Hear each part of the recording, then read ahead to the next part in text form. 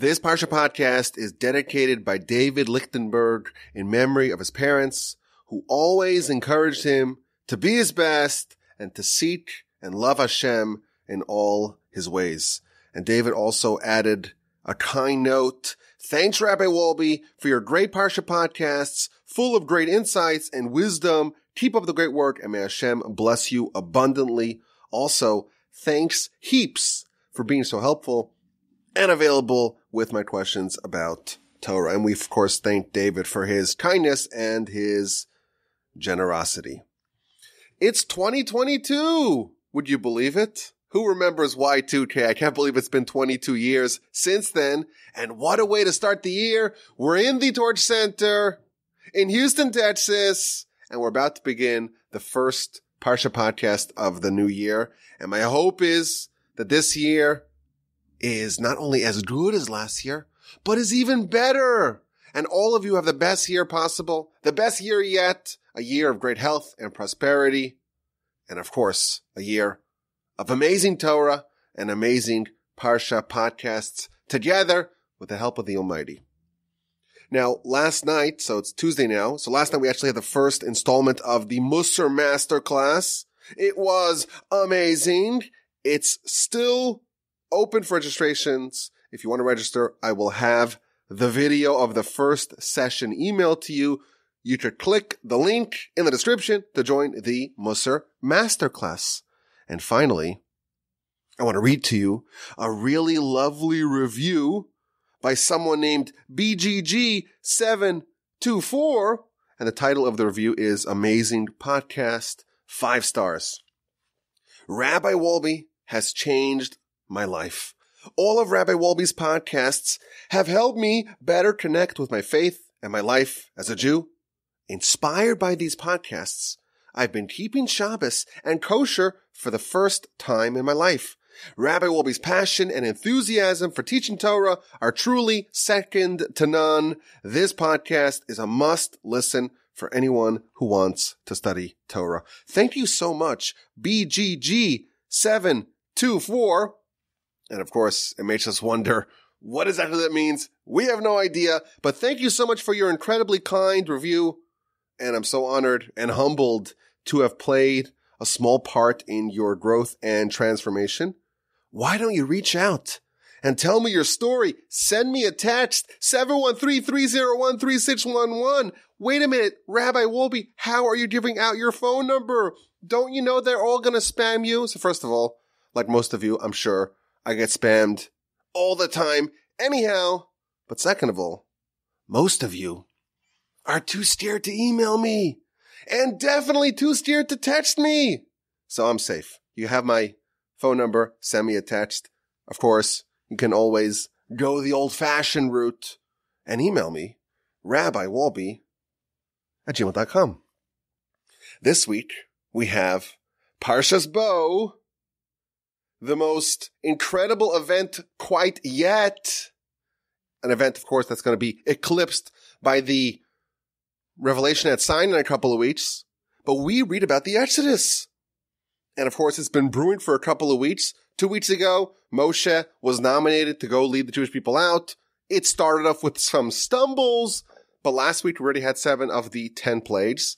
And in this week's Parsha, we read about the final 3 plagues, the locust, the darkness, and of course the death of the firstborn and the actual Exodus. Now, our sages tell us that the Exodus is the blueprint for all redemption. In the future, we are anticipating the messianic redemption, and that will follow the model of the Exodus. Our sages tell us, B'Nisan nigalu, in the month of Nisan, we were redeemed. And in the month of Nisan, we will in the future be redeemed again. Why? Because the model of redemption, of Exodus that happened once, well, that is the fixed protocol. That is how redemption actually works. And therefore the future redemptions follow that pattern. Now, this is mentioned in the Talmud, as I mentioned, in the book of Rosh Hashanah, page 11a. But it's also an explicit verse in Scripture, in the book of Micah, chapter 7.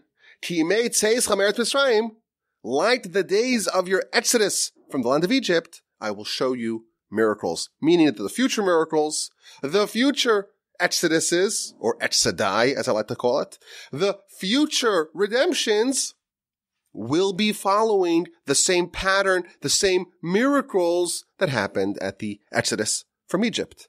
In fact, the Zohar tells us explicitly that all the miracles and all the signs and all the wonders of the future redemption, of the future exodus, will parallel the wonders and the miracles and the signs of the exodus from Egypt.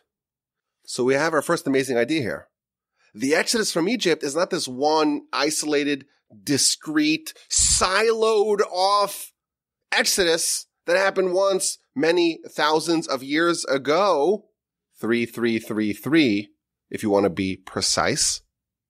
This is the format of all future exodai, of all future redemptions. And therefore, when we study the Exodus story, it is looking forward as much as it is looking back. This is the model. This is the prototype, the archetypal example of redemption. All future redemptions follow this model. Now, this idea also explains, the belaboring of the Exodus story. The Almighty tells Moshe, Pharaoh won't release you easily. He is going to want to keep you. And I'm going to harden his heart to ensure that the Exodus doesn't happen immediately. But that, of course, raises a question. Wouldn't that elongate the enslavement, the suffering? If Pharaoh wants to let the Jewish people go, well, we've got what we wanted. Now it's time to leave. Why did the Almighty kind of artificially elongate the enslavement in Egypt and delay the Exodus? Now we have a new answer. If the Exodus from Egypt is creating the prototype of all redemptions, we want to stuff into this as many different and varied miracles as possible. Because even if they're not needed for this particular Exodus, after all, Pharaoh wants to let you leave after the 5th, after the 6th, God hardens his heart because we may need it for a future redemption. And because this Exodus is creating the model, is creating the prototype for all the redemptions, we want to make sure that we have everything we need for any future redemption as well. So I want to show you something cool. This is a really cool way to kick off 2022. This idea comes courtesy of the Ben Ish Chai, and he talks about the first verse of our parsha. Vayomer Hashem el Moshe, God said to Moshe, come to Pharaoh, Bo el Paro, come to Pharaoh, because I have hardened his heart and the heart of his servants in order that I place my signs Bekir Bo, in his midst. So what does it mean, in his midst?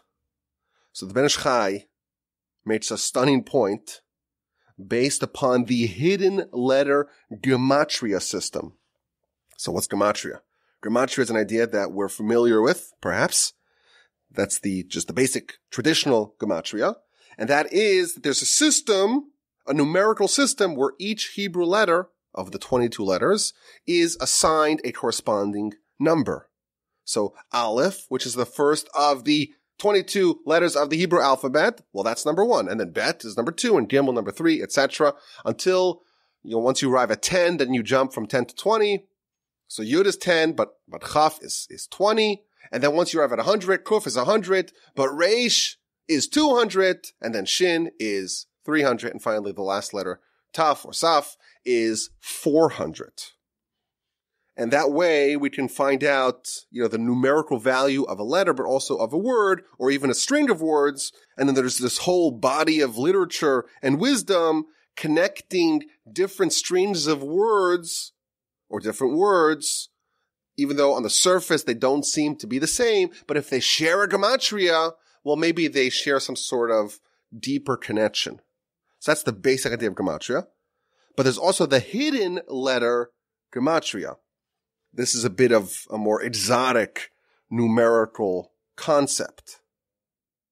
So with the basic gematria, you take a word and you find the corresponding number. So for example, my Hebrew name, Yaakov, is spelled with 4 letters, a yud, an ayin, a kuf, and a vet. And those 4 letters equal the number 182. The yud is 10, the ayin is 70, the kuf is 100, and the second letter of the bet and the vet is 2. So that equals 182. In the past, we've mentioned that the gematria of the word Torah is 611, which is a beautiful number. It would be a great address to have as well. 611 equals Torah. So that's the basic idea of gematria. But the hidden letter gematria, that employs not the letters of a given word, but the hidden letters of a given word. Now, what does it mean, hidden letters? I'm going to explain the concept and we'll get to what the message here is. So let me explain what hidden letters refer to.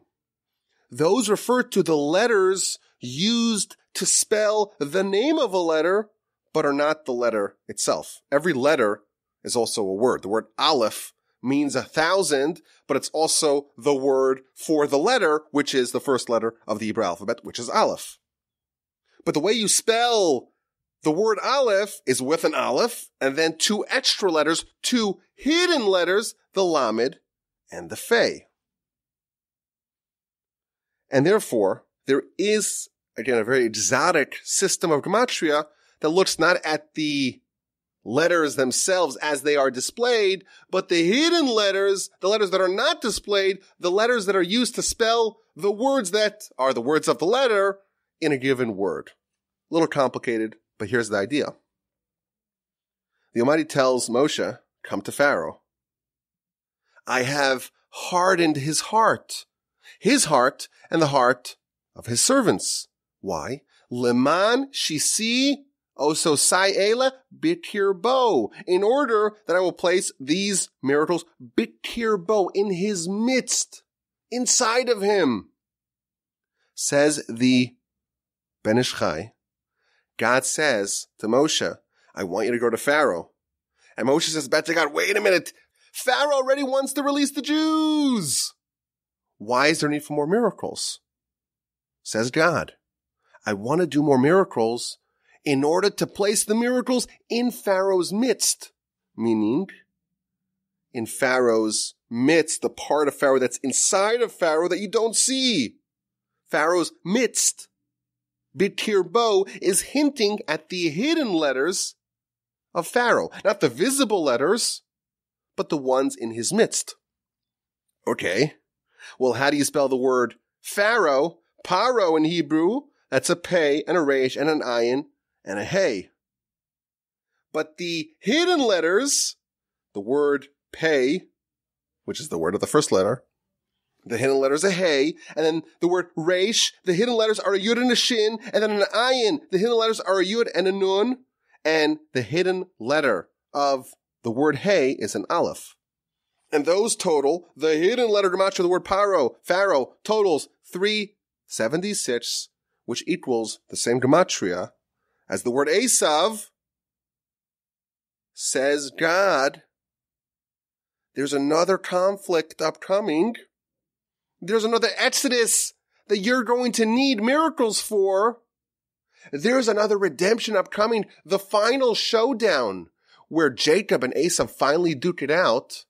The final battle before Messiah is the final battle of the Jews, of the Israelites, of Jacob, with his brother Esau.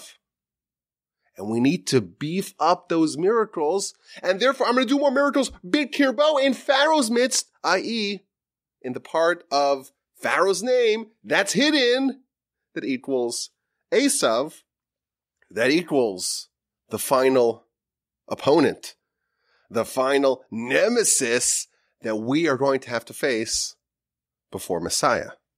And because the Exodus from Egypt is the prototype for all future redemptions, I want to stick in more miracles that are needed, not for Pharaoh. Pharaoh already wants to let you go, but they are going to be needed for the future conflict with the midst, so to speak, of Pharaoh in the hidden letters of the gematria of Pharaoh's name namely the 376, which equals Esav, we need miracles for that. And therefore go to Pharaoh and let's do a few more miracles. What an interesting idea. What an interesting way to kick off 2022. The Exodus, that's the model for all future redemptions, and therefore we want to make sure that we have enough miracles in the Exodus itself, so that way when we need them for a future miracle or future redemption, they are already in place. Now there's also the inverse of this idea. Not only is the Exodus the model for future redemptions, the Exodus itself, that's modeled after the redemptions of the forefathers. This is an idea we spoke about in the past, in Genesis, that the story of the individuals, the forefathers, that's a microcosm of the story of the nation. Everything that Abraham, Isaac, and Jacob endured, those are all events that happened to them as individuals that are eventually going to happen to their descendants as a nation. And therefore, if you look at, for example, the story of Jacob and the house of Laban, it's almost a perfect parallel to the Jews in Egypt. How does Jacob end up with Laban? Because he was running away from Israel and there was a mortal threat to his life. He was in mortal danger, so he escaped to Laban. How did the Jews end up in Egypt? There was a famine in Canaan, in the land of Israel, and they had to escape to Egypt. And they both started working for their new masters. Exodus tell us that Pharaoh initially didn't compel the Jews to work for him, didn't coerce them to work for him. He tricked them, just like Laban tricked Jacob. Jacob, working for Laban, proliferated. Many children were born to him. The Jewish people in Egypt proliferated. Many children were born to them. Jacob experienced God on his side and all kinds of miracles, just as the Jewish people witnessed miracles that happened to them. Both of them left with great wealth. Both of them were hunted down by their previous master 7 days after Jacob escapes. Laban chased them down, and 7 days later they have this showdown. After the Jewish people escaped, spoiler alert, Pharaoh chased them down, and 7 days later they had a showdown. And the showdown in both cases were resolved by divine intervention. And in both cases there was a promise not to return. Jacob promised not to go back to Laban, and the Jewish people must never return to Egypt. And after Jacob leaves Laban, he has to encounter Esav. After the Jewish people leave Egypt, we encounter Esav's grandson, Amalek. So we see that there's a pattern, there's a model for redemption that started off with just the family of Jacob and their encounter or their 20-year subjugation to Laban, and eventually they left, and that exactly mirrors the Jewish people, their enslavement in Egypt, and the Exodus. And 7 days later, Pharaoh chases them down, and we know the story. Or maybe we don't. Spoiler alert. There's a format for redemption. When our people were coalesced into just the forefathers, the family, the founding family of the Jewish people, there was a redemption that followed this formula, this protocol. And now we're expanded into a nation, and that format, that protocol still stands, or still stood. And in the future, when we will be redeemed again, may it happen speedily in our days, the same format will be followed. As such, I think this paints the whole Exodus in a different light. It's very important for us to study the Exodus, of course, to know what happened then, but also to know what to look forward to. And, very important, to know what we need to do to be ready. How must we prepare for the upcoming Exodus?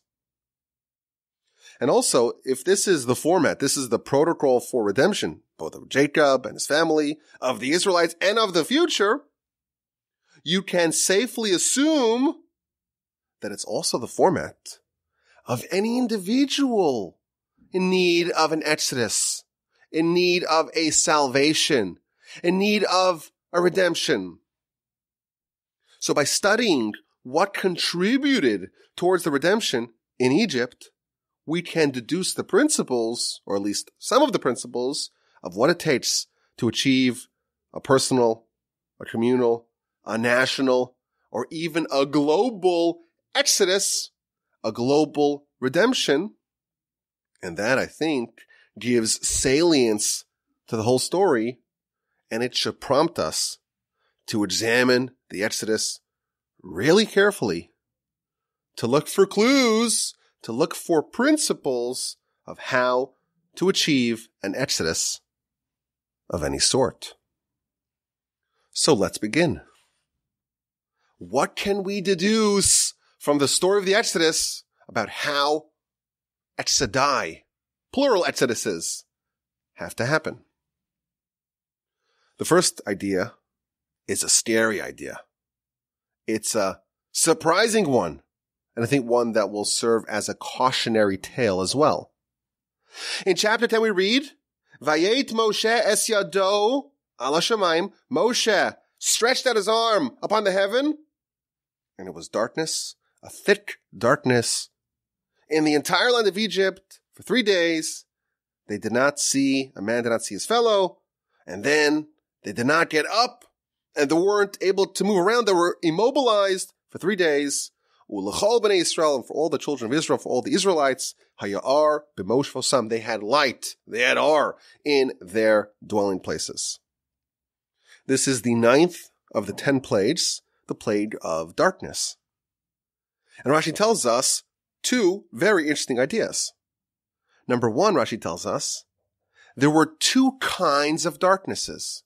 Unlike all the other plagues, it was a plague, and whatever the plague was, blood or frogs or lice, etc.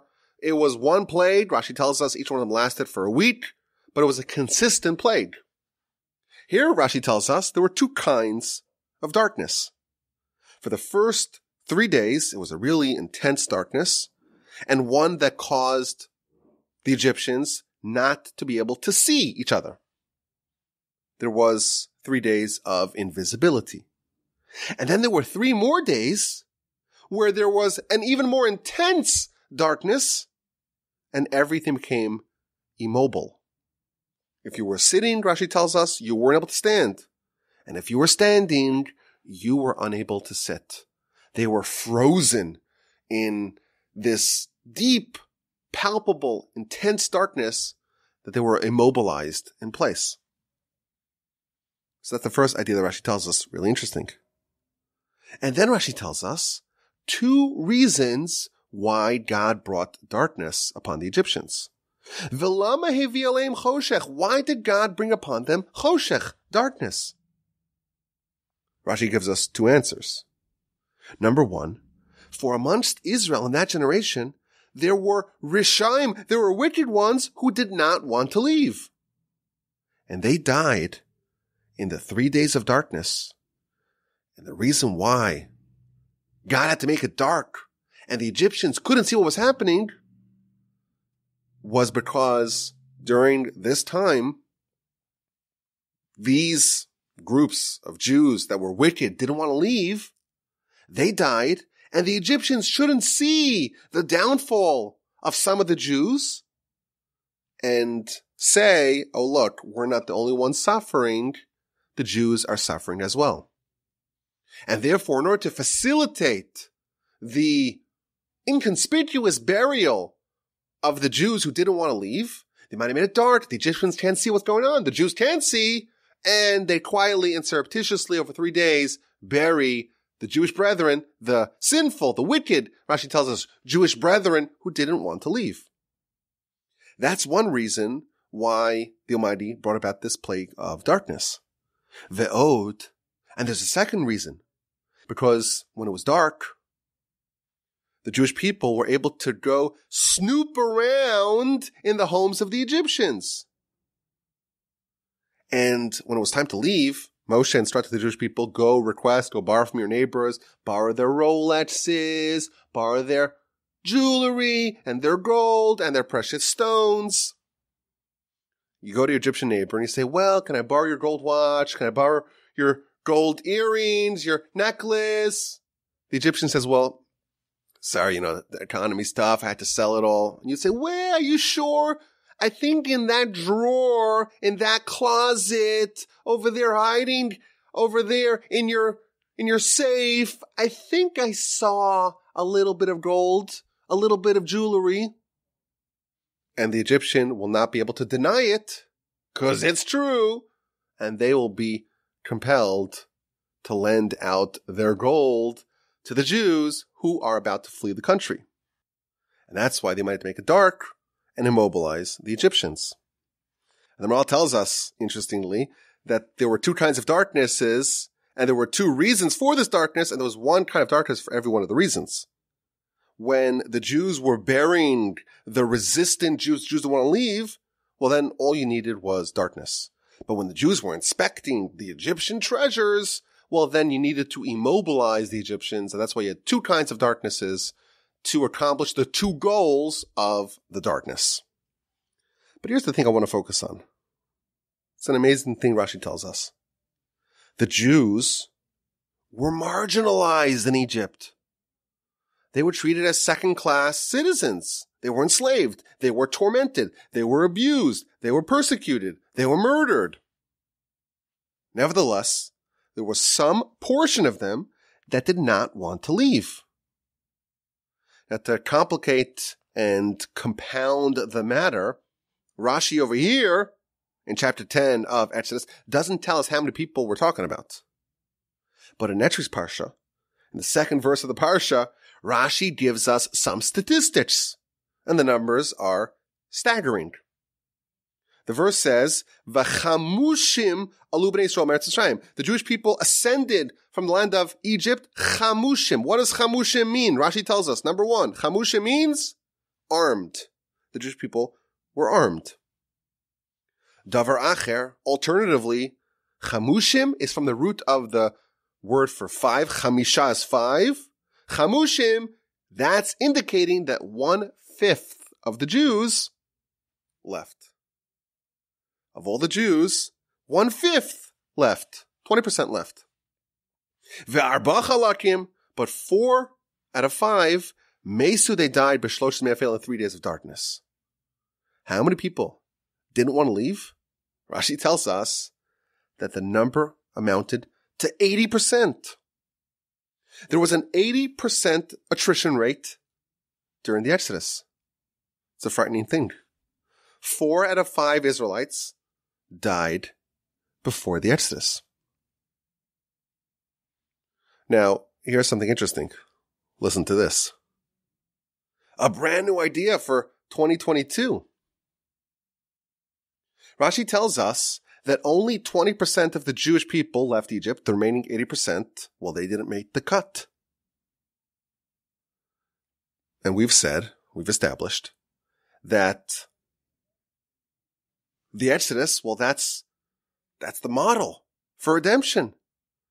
And it really goes back to the forefathers. The story of Jacob leaving Laban, that's the story of the first Exodus. And that was modeled by the national Exodus from Egypt. And that's the model for the future Exodus in the times of Messiah.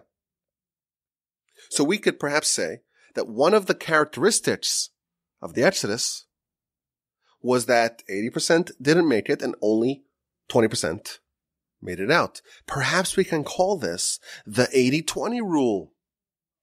There was a winnowing effect. Of all the candidates, 20% emerged. So here's the interesting idea. This is not the first instance of the 80-20 rule. Remember we said that the forefathers, they were the forerunners to what happened to the nation. Jacob's exodus from Laban is the microcosm of the national exodus from Egypt. I think that the 80-20 rule existed by the forefathers as well. Here's what we're going to suggest. How many sons and grandsons did Abraham have? This, by the way, is a great trivia. You ask someone who is well-versed. They're a scholar. They know things. Say, how many sons did Abraham have? Most people will say, well, Abraham had Ishmael, and then, of course, then Isaac was born. But the truth is, the Torah tells us that after Sarah died, this is chapter 25 of Genesis, Abraham married a woman whose name was Keturah, and we know Keturah, she's actually none other than Hagar. But the verse says in 25:2 that Abraham bore 6 more sons with Keturah: Zimran, Yatshan, Medan, Midian, Yishbak, and Shuach. So Abraham actually had 8 sons.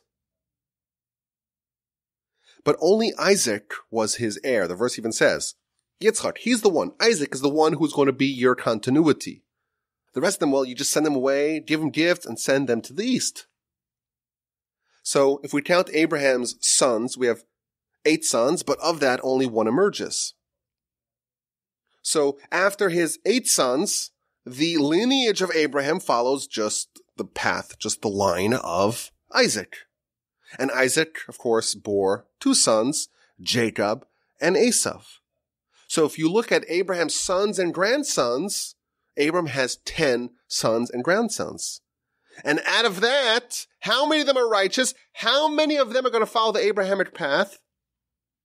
2 or 20%.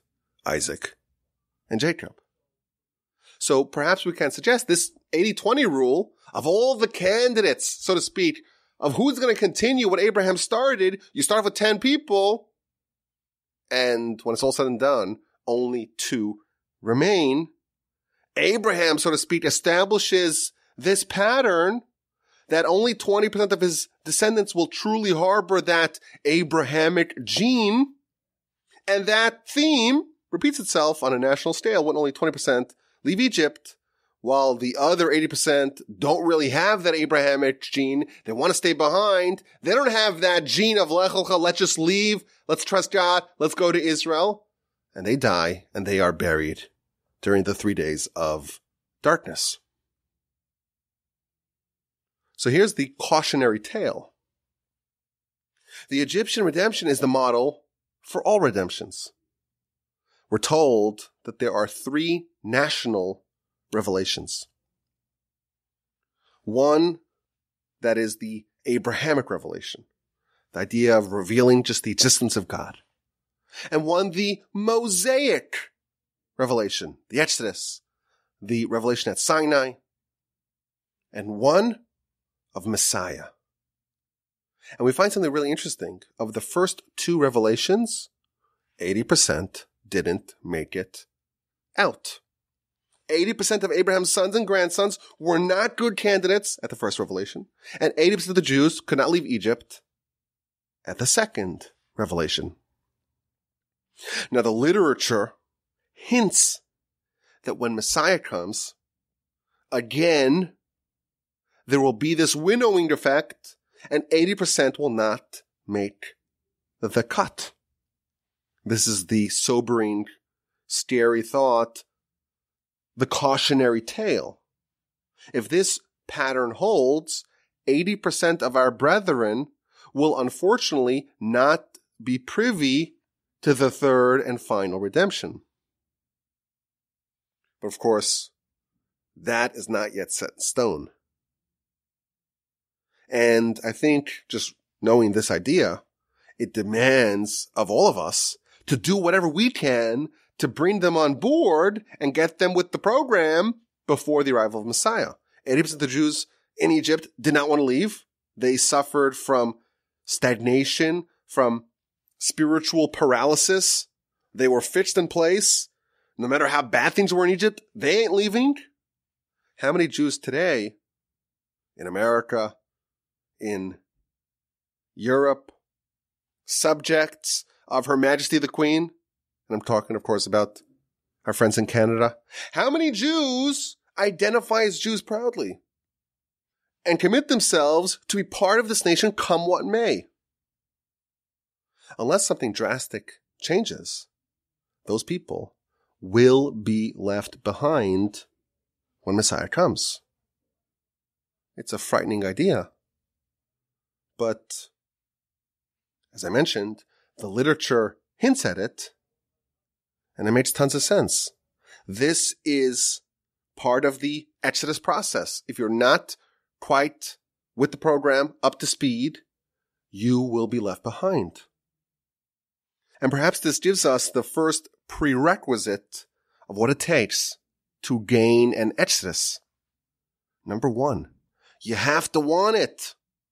You have to be willing to change. You have to be willing to abandon the only home and the only lifestyle that you know. You have to be willing to walk away from your comfort. And by the way, your current situation is likely quite comfortable, regardless of how objectively miserable it actually is. It's very hard to leave the devil you know. We get vulnerable when we are forced to leave what we know. But it is a prerequisite for redemption. If you want Exodus, you have to be comfortable, or you have to be willing to absorb the vulnerability brought on by change. 80% of the Jews in Egypt didn't make the cut. But there's also a heartening point here. The 80-20 rule is not a fait accompli. In Jacob's exodus from Laban, everyone and everything got out. So it's still to be determined if the pending redemption will look like Jacob's exodus from Laban, where 100% of the Jews make it out, or will it look like the nation's exodus from Egypt, the children that emerged from Abraham, and only 20% actually endure. There's another point here to this. We could ask the following question. Why were the ones who were killed by the darkness, why were they killed then? Maybe you could have had the first of the plagues would be darkness, and they would all die right away. Or maybe even before the plagues. If you have to get rid of the people who don't want to join, they're the malcontents, get rid of them earlier. So I think the answer is like this. If you had darkness for the first plague, it would have been a lot more than 80%. Remember, when Moshe first started to save the people in Parshas Shmos, it flopped terribly. Pharaoh says, I'm not going to let the Jewish people go, and I'm going to make their situation even worse. The work was intensified. And then Moshe is again commissioned by God to go speak to the Jewish people, and they were working so intensely, no one even heard Moshe due to shortness of breath and harsh labor. If there was darkness then, you bet that more than 80% of people wouldn't have made the cut. But the plagues themselves, the first 8 plagues, well, they served as an inspiration for the Jews. Over the course of those months, the Jews were relieved of their work, and they could witness all these amazing plagues. And even though they've been there for centuries, by seeing these miracles and seeing how they might differentiate between the Jewish people and their Egyptian overlords, the Jewish people began to sever their allegiances with Egypt. And as the miracles progressed, and as the plagues progressed, the Jews, the 20%, deepened their Jewish identity, and it lit a fire in their belly. Let's go. Let's get out of here. Let's go back to the land of Israel. I don't know anything about it. It's terrifying. Who cares? I'm a descendant of Abraham, Isaac, and Jacob. We could do this. Let's go. After 8 plagues, 20% of the nation was fired up and ready to go.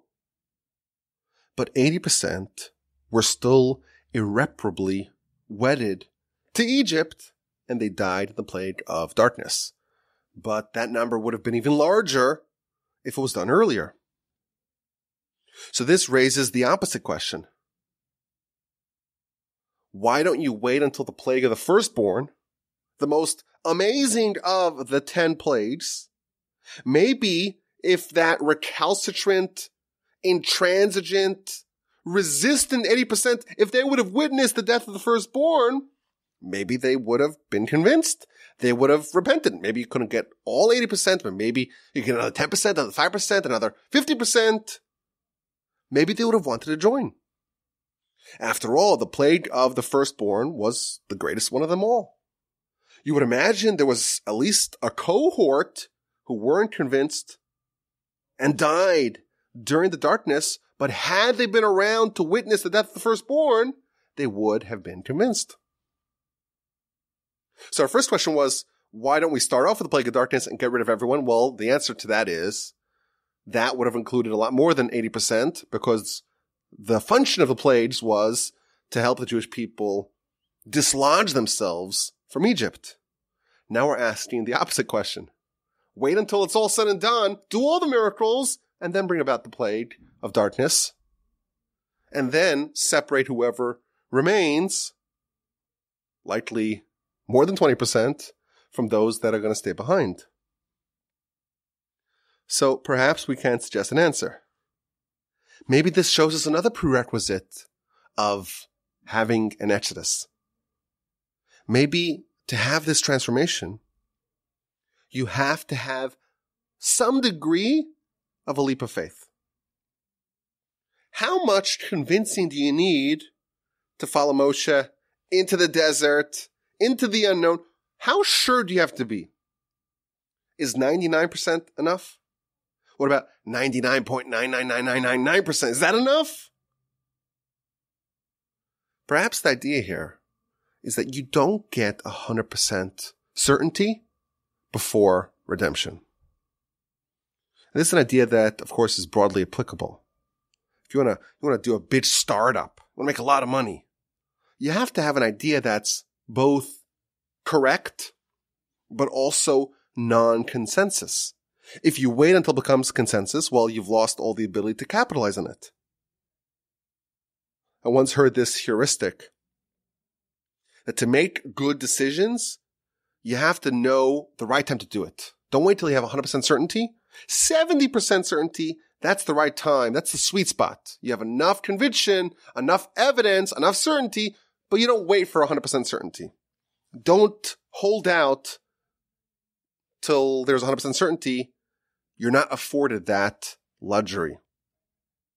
Maybe that's how it works with the Exodus as well. You don't get to see the death of the firstborn. You get to see 8 nature-defying miracles. But even then, once you see that, it should be enough, even though you don't have 100% certainty. You have to take a leap to some degree.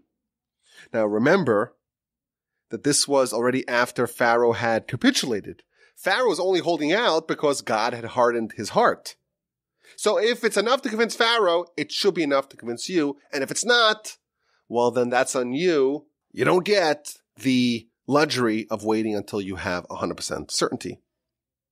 And I think if you study the story of the Exodus, it's all about priming the Jews, preparing the Jews for the Exodus, and what exactly they need to do to accomplish that. They're told to circumcise.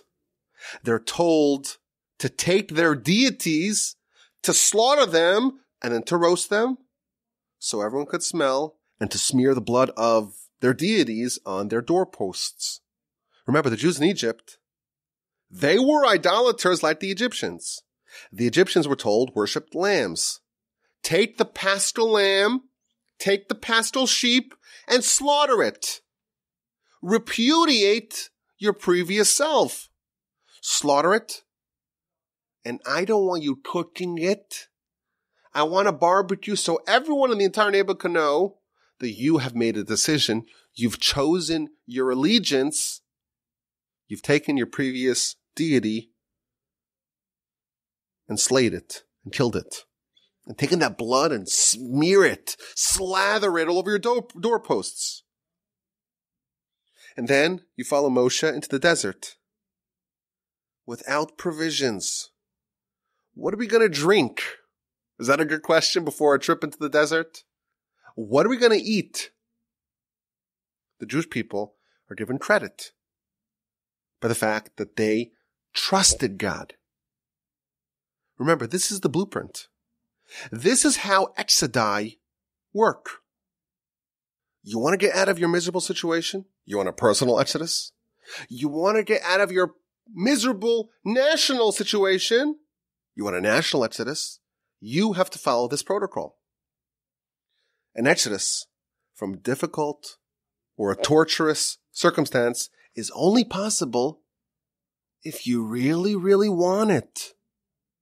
Do you really want it? Or do you want to stay where you are? Do you want to stay behind? Do you want to stay in Egypt? You have to really want it. And you have to be willing to endure the tough decision to walk away from your status quo. It's easier said than done. You have to make a leap of faith. By the time the uncertainty is completely removed, it's too late. You have to be willing to expose yourself to some degree of danger, circumcision, slaughtering your Egyptian deities, social marginalization, uncertainty, entering into the terrifying unknown. And for 80%, it was too much to ask for. But that is what it takes to have an exodus. That's what it took in Egypt, and that is what it will take in the future. And that is what's needed for a personal exodus. And we have to remember, we are the survivors of multiple winnowings.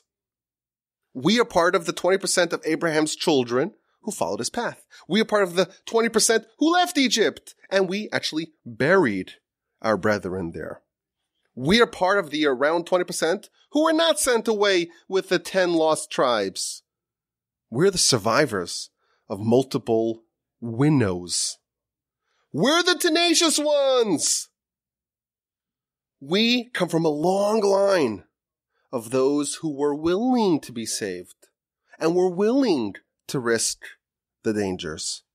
May we all merit to experience redemption, both as individuals, in our own personal exodai, and in the coming redemption.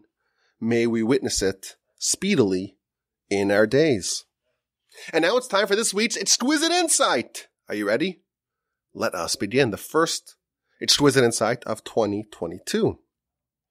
This idea, I must say, was actually featured in last year's newsletter for Parshas Bo.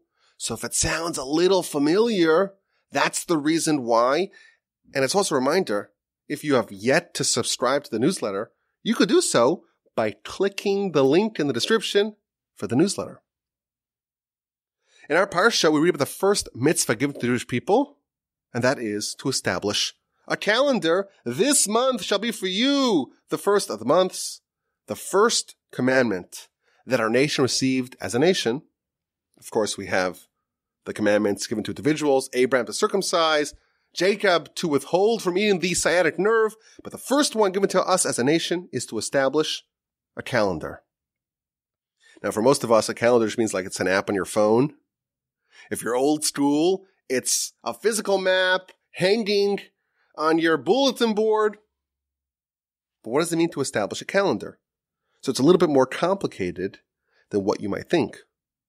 Because our calendar is the only calendar of its type, because it is a hybrid of lunar months. Our monthly cycle follows the moon, but solar years. A solar year is around 365 and a quarter days. That's why every 4 years you have a February 29th. But the lunar month is around 29 and a half days long. And that's why every couple of years, including, by the way, this year, 5782, we have an extra month of Adar to balance the solar year and the lunar month. So the commandment to maintain the calendar is really twofold. Because the lunar month is 29 and a half days, we must decide, the court must decide, which day is the beginning of the next month. Is the previous month going to skew longer, and day 30 is the final day of the previous month, making day 31 the first day of the following month? Or will the previous month end after 29 days? Because again, it's 20 and a half days long. So sometimes it will go a little earlier, 29 days, and sometimes it will go longer, 30 days. And that is the decision the court has to make every month. The second aspect of maintaining a calendar is to harmonize the solar year with the lunar month by intercalating months, meaning that, if you just multiply the 29 and a half day month by 12, you end up with a 354 day calendar. And if we don't touch it, each year would see the same date fall out 11 days earlier in the seasonal cycle. So Passover will start off in the spring, and then it'll move earlier 11 days every year till it's in the winter, and then it's in the fall, then it's the summer, without rebalancing. For every 33 solar years, you would have 34 Passovers and 34 Yom Kippurs and 34 Sukkots, etc. The first mitzvah of the Torah, given to us as a nation, is to adjust for this and make an extra Adar like we have this year. But here's the question. The Jewish people, as a nation, are about to get their first mitzvah. Which mitzvah is going to be the first mitzvah given to us as a nation? If you would conduct a poll of 100 Jews and say, well, which mitzvah is the most important one? Which is the mitzvah that should personify all the mitzvahs? Should be the first one given to the Jewish people? You would get a lot of different answers. I imagine that only a small percentage would say that organizing calendars is the most important one. Yet, when the Torah gives us the mitzvahs, when God gave Moshe the mitzvah in Egypt, the very first one that he gave us was to make a calendar. Why is the calendar the first one given to our nation, and how does it embody all the mitzvahs?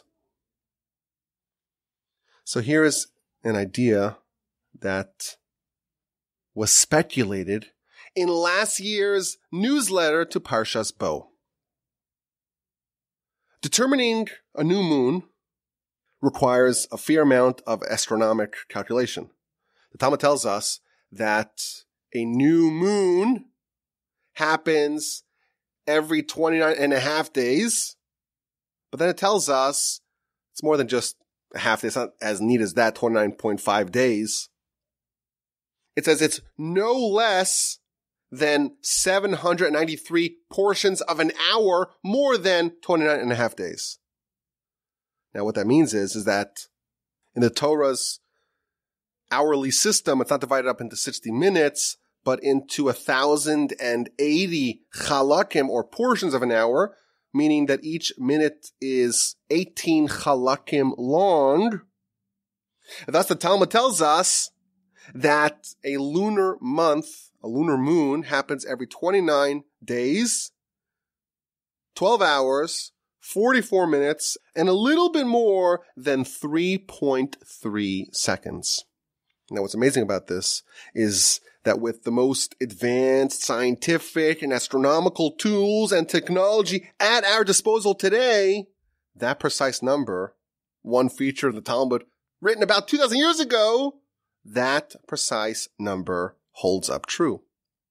All the other ancient calendars were notoriously imprecise. Yet the calendar system that we have been using for millennia is accurate with atomic precision. And the reason why it is so, it's not because we're more intelligent per se than the rest of the world, is because we got it from God. God created the sun and the moon and the stars and the entire universe and everything inside of it. And therefore the creator of heaven and earth is the same entity who's the giver of the Torah, and therefore he says, I created this. I created the moon, and I know exactly how often there is a new lunar moon. It should come as no shock when the Torah, handiwork of God, and the world, the universe, the science, if you will, also the handiwork of God, should coincide. Of course they should.